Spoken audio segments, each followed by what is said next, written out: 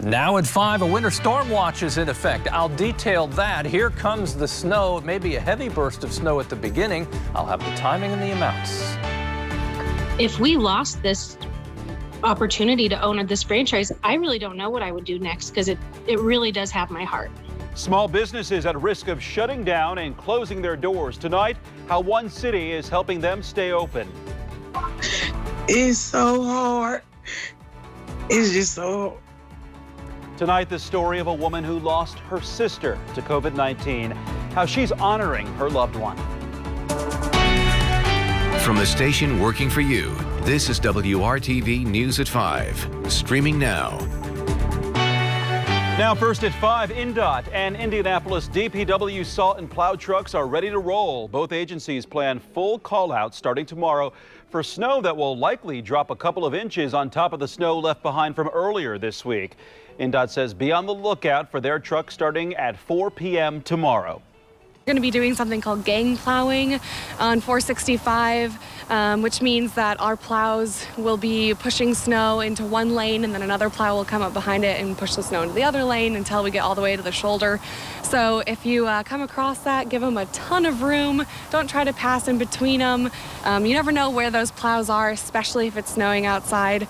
So be very careful. Give them at least 100 feet because they could be dropping salt as well. INDOT plans to have about 60 trucks out in the Indianapolis area and another 25 around Richmond, Kokomo, and Muncie. So now let's get right to Chief Meteorologist Kevin Gregory, who is in studio tonight to break down the timing and the snow amounts. In some areas, Kevin, could actually see more rainfall than snow. Absolutely. Kind of an interesting storm system, but it really is a microcosm of our entire winter. It's never been cold enough for just one form of precipitation, it seems like. Okay, 24 hours from now, I think we'll just be at the beginning of what we'll call the event. The heaviest snow likely tomorrow evening into tomorrow night. Notice this range here, 3 to 7 inches. And you may hear that and think, well, that's a big range. I'll show you why it's a big range here in a second. And it will come in strong, so I think our visibilities will drop considerably with the snow. Lafayette down to Lebanon, just north of Indy, over to Newcastle and Richmond North. That's where the winter storm watch is in effect, because you'll have a longer period of all snow without rain mixing in.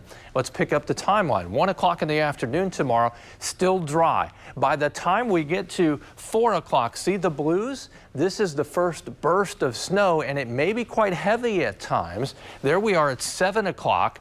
Snow across all of central Indiana with the exception of south of Terre Haute and Bloomington. That's the rain. Still snow Saturday night. It's that period, probably 7 to about 1 in the morning when we'll see most of the accumulating snow. As we take it overnight, see the line? The rain-snow line pushes to the north. Where it stays all snow, the greater potential for those 7-inch amounts.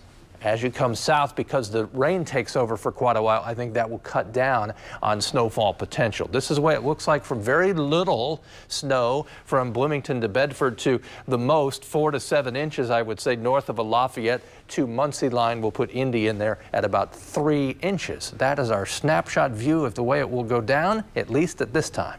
All right, Kevin, thank you for that. Each day the pandemic continues, small business owners say they fear the reality of having to close their doors. The Rebound Indiana is sharing ways those owners are getting help from the community. WRTV's Nicole Griffin shows us the boost businesses are now receiving from the city of Noblesville.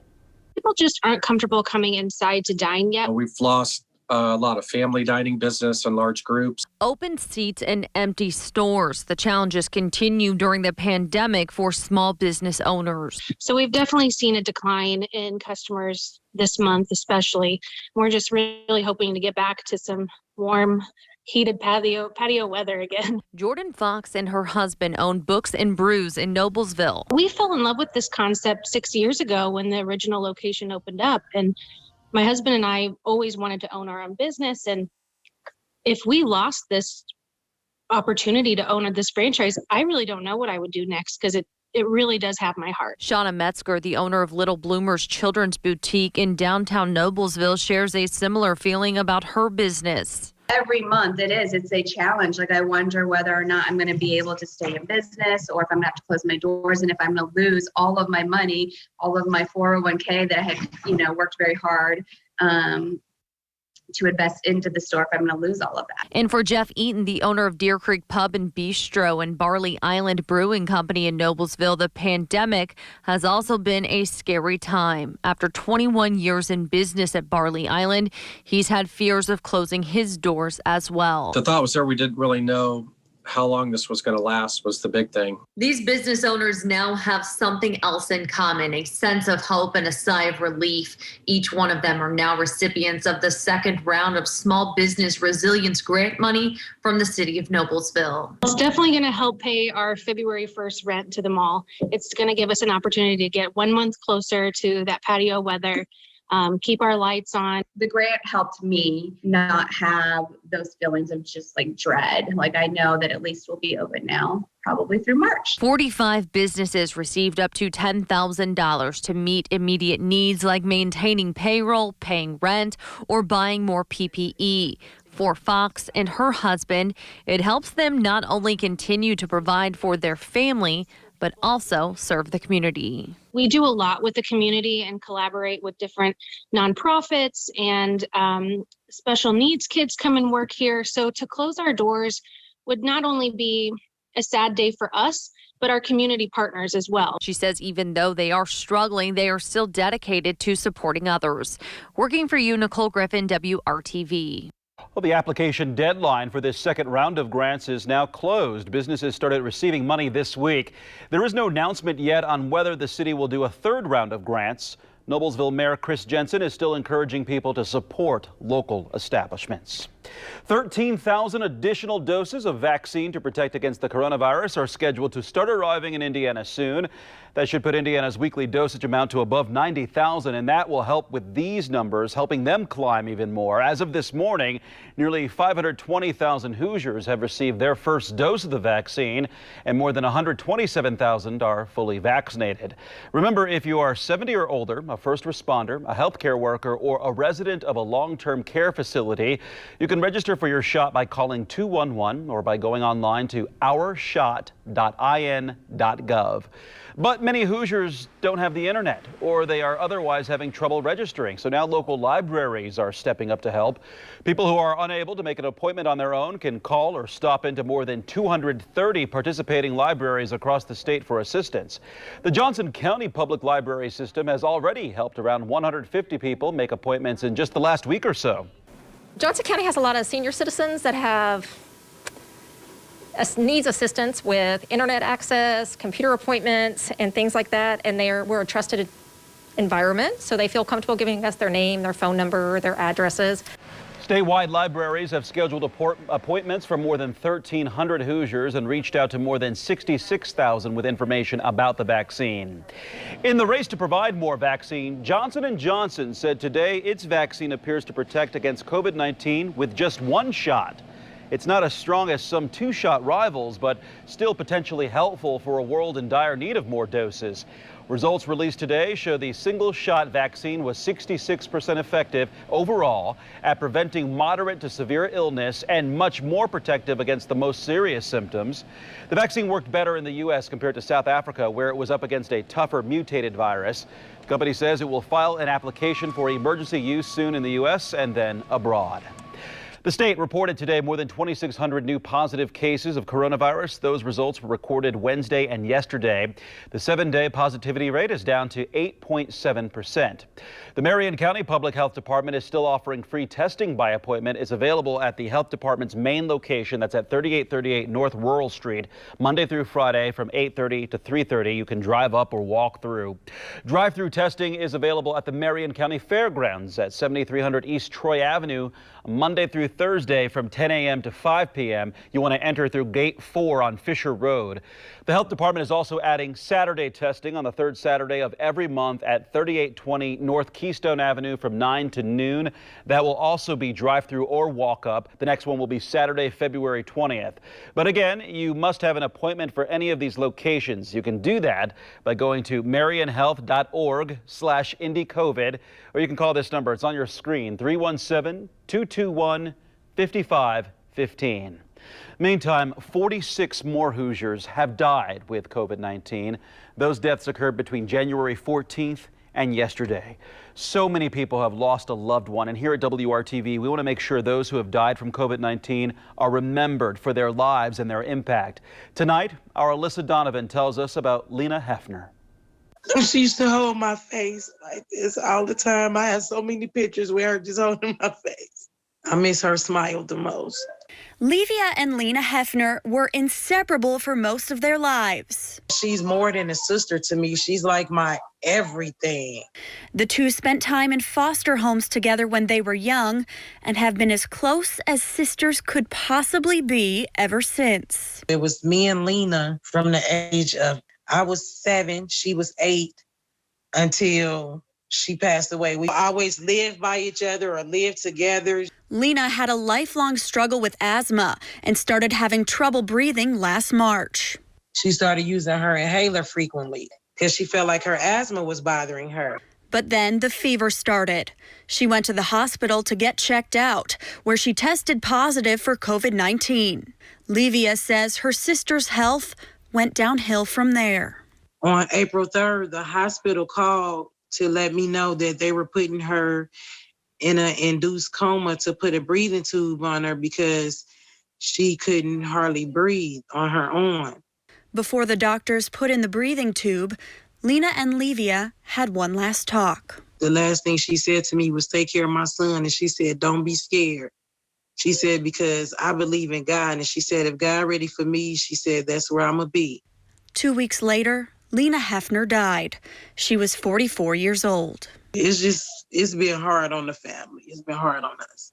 Livia is now looking after Lena's son and is honoring her sister with a new chapter of her own. I joined school. I go to Indiana Wesleyan University online. Me and my sister never went to college, got a degree. So I'm doing this for me and her. She plans to become a social worker to help kids in the community, a mission she knows her sister would be proud of. I'm Alyssa Donovan, WRTV. If you've lost someone close to you with COVID-19, connect with us. We want to share their story so that those taken from us are never forgotten. You can reach us at facesofcovid@wrtv.com. Metro Police are investigating the city's latest homicide. This happened overnight on the northeast side of Indianapolis. That shooting happened around 3:30 this morning near 42nd Street and Brentwood Drive. That's just east of Post Road. According to IMPD, one person was shot and died at the scene. Officers have not released any additional details at this time. Unfortunately, 2021 is picking up where 2020 left off. As the first month of the year wraps up, Indianapolis has already hit a tragic milestone. January 2021 is the deadliest start to the year for Indianapolis since at least 2015, with IMPD working 22 homicides so far. Now looking back on 2020, while there was a record number of homicides, IMPD says as a whole, crime was actually down in 2020. We went to a national crime expert to see how that could be possible. In total, there were more than 48,000 crimes in Indianapolis last year, including homicides, robberies, burglaries, and more. This amounts to 4,500 fewer than in 2019. And while homicides increased by about 60 last year, burglaries, for example, were down by over 1,600. Crime was down nationally last year. We can say that because that's only because property crime was down. Murder was up 36%. So, you can say that crime was down and that would be accurate. And like, when people ever ask me, like, why is crime surging? And I'm like, well, actually, crime was down. That's the technical truth. Asher also said that most nonviolent crimes tend to be opportunistic. So because fewer people are out of their homes because of the pandemic, there are fewer opportunities for robbery. But most homicides involve people who already know each other. Still ahead tonight on WRTV, they thought a new national law would protect them. Why evictions are still happening despite the moratorium. And a live in-person performance will have to wait a little longer, but the show will still go on. Local musicians continue to adapt to the pandemic, and now you can help. Kevin.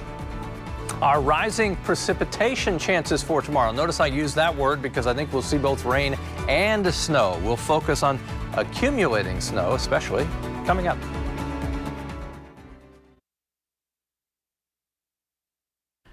The national moratorium on evictions was recently extended to keep families suffering during the pandemic from ending up without a home. But consumer reporter John Matarese warns about all the loopholes in the new law so you don't waste your money. The new pandemic aid package is supposed to prohibit against evictions this new year. Then why are so many people still facing eviction despite the new law? This is what Ayanna McClure found when she pulled up to her apartment one day this past fall. Painters were taking everything out and putting in new locks. Because this is my apartment and they changed the locks. This healthcare aide tells me she lost a month of work over the summer and had fallen behind on her rent. So it was no way I could come up with like $2,000 or $3,000.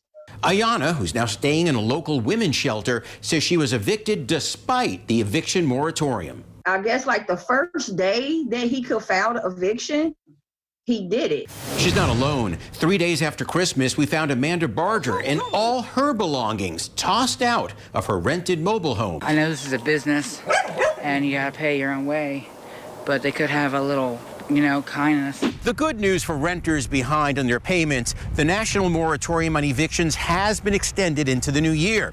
The bad news, there are still many reasons why a landlord can still legally kick you out. Disturbing your neighbors, not maintaining, keeping the apartment clean, those sorts of lease violation or tenant violation duties. Nick DiNardo of Legal Aid says tenants need to know the eviction moratorium is not automatic. You must submit a CDC form available at the CDC or Legal Aid websites or your local library. The moratorium only applies to financial hardship. There are plenty of people who are being evicted right now. Among them, these two women. In both cases, their landlords told us there were other reasons besides late rent. If you're facing eviction, contact your local legal aid office or community action agency so you don't waste your money. I'm John Matarese, WRTV. An unfortunate update now to an event that was supposed to bring back some live music to the city this weekend. The Indianapolis Chamber Orchestra's Saturday show of Happy Birthday Mozart has now been changed to a virtual format instead of in person. It was supposed to be the orchestra's first live show in a year. The ICO says despite earnest efforts and sufficient lead time, it did not get approval for a live audience of 200, saying, quote, "We feel very confident in the safety protocols established. Virtual tickets are still available for this performance." Time now for your storm team forecast, and we've got snow on the way, so a lot of people will have to adjust their weekend plans for that. As soon as you say snow, everybody perks up. Perks up and listens. Especially in a winter that's had a lack of snow. Some of you happy about it. Maybe it's good timing. It will be a heavy, wet, slushy snow. More on that.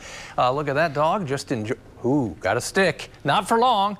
It's time to throw that thing and chase it once again. They'll be leaving some footprints or paw prints in the snow during the day tomorrow. Not until tomorrow night, though. That's when the storm system will arrive and have its impact. A beautiful evening today. And lots of sunshine around. We've had some clouds, especially in the northern portion of the state.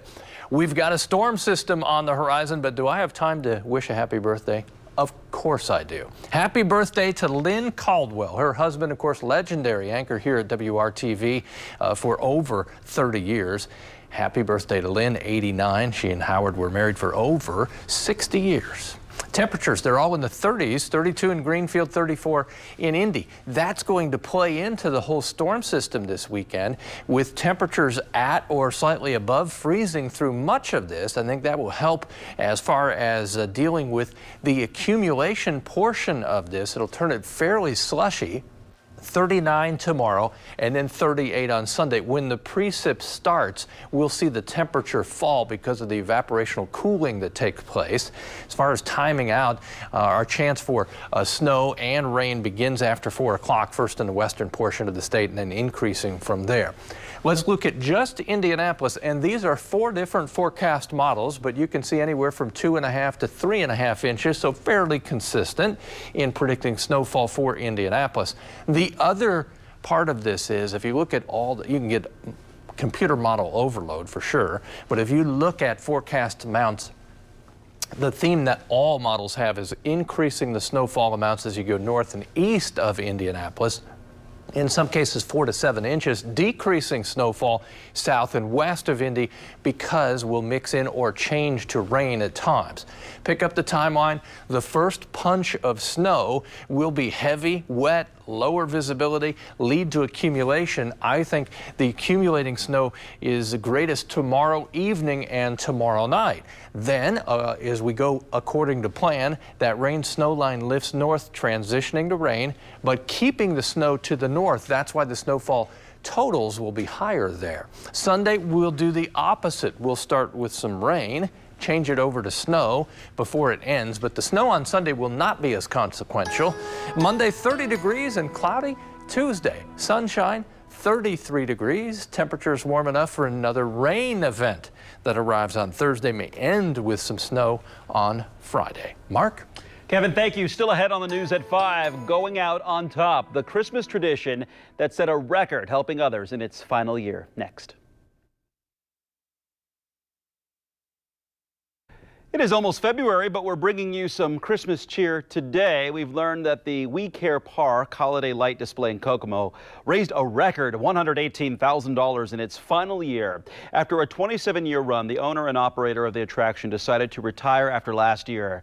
Mike Wyant says that not only did donations set a record, it's the first time they've topped $100,000. The money, by the way, goes back to local nonprofits. Great to see there, and thank you for the service.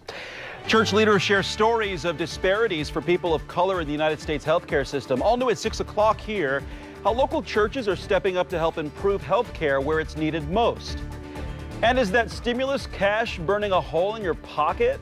There might be a better option for that extra money than spending it. Next at 5:30.